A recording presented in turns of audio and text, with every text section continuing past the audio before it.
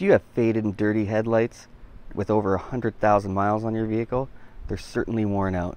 Today we're going to show you how to clear those up so you can see the road again.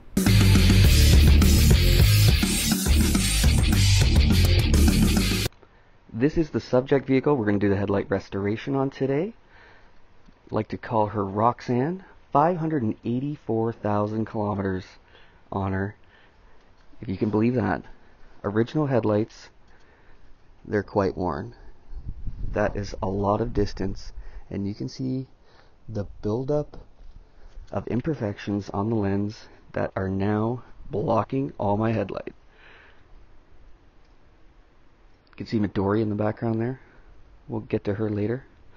But for now, we're going to restore with this Turtle Wax Headlight Lens Restorer.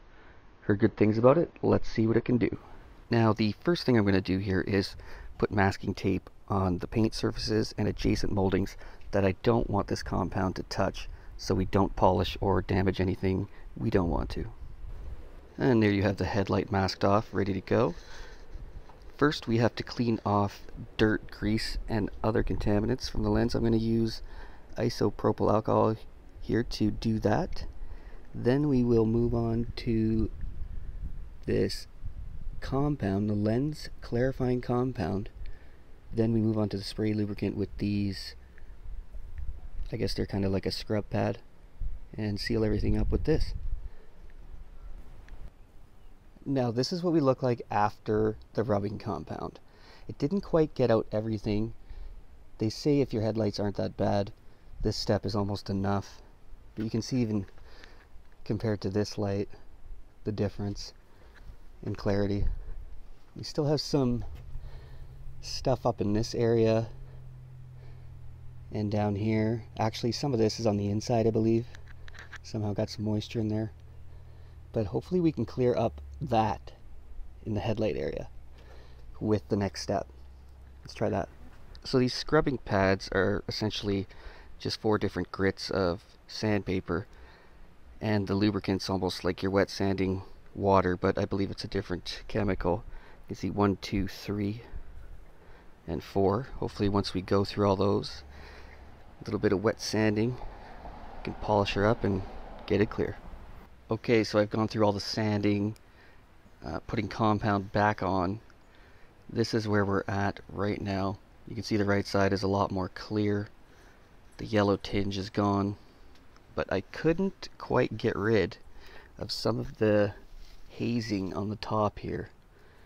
Must be very deep, these pits, and I'm starting to wonder if it's potentially hard water staining that maybe leaked into the inside of the lens that I can't get at, because this feels quite smooth. There is still a little bit of imperfection there. I think if I were to sand maybe with a little bit more, maybe some 2000 grit auto body paper, then up to 5 thou, might be able to get that out. But I'm pretty happy with that, considering that's 584,000 kilometers worth of wear. And that was the worst of the 2 headlights. This one, not as much hazing on it at the top there. We might actually get that one to come crystal clear. We'll see. Now that I've finished the passenger side, seem to have had better luck on that side. As you can see, it's a lot clearer. Let's take a look here. That one is just about crystal clear. I haven't even hit it with any of the sanding pads there or anything, so this one, the compound worked out pretty good. Small imperfections, but rather clear. I seem to have still some imperfections on this light, like you saw. So in an effort to clear that up, which you can see did a pretty good job here, got almost the rest of the clarity in this upper lens here. This stuff down in the corner is on the inside. Can't do much about that, but cleared up most of this area here. And how did I do that? 2000 grit wet sand, then the compound again. You can keep doing that over and over until you're satisfied with the result, but it definitely cleared it up a bit more for me.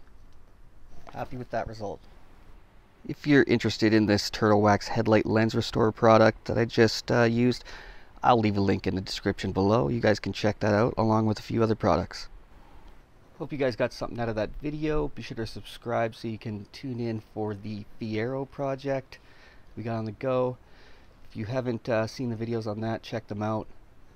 We're also going to go over how to prevent rust on your GMC truck later on as well. Stay tuned for that. See you then.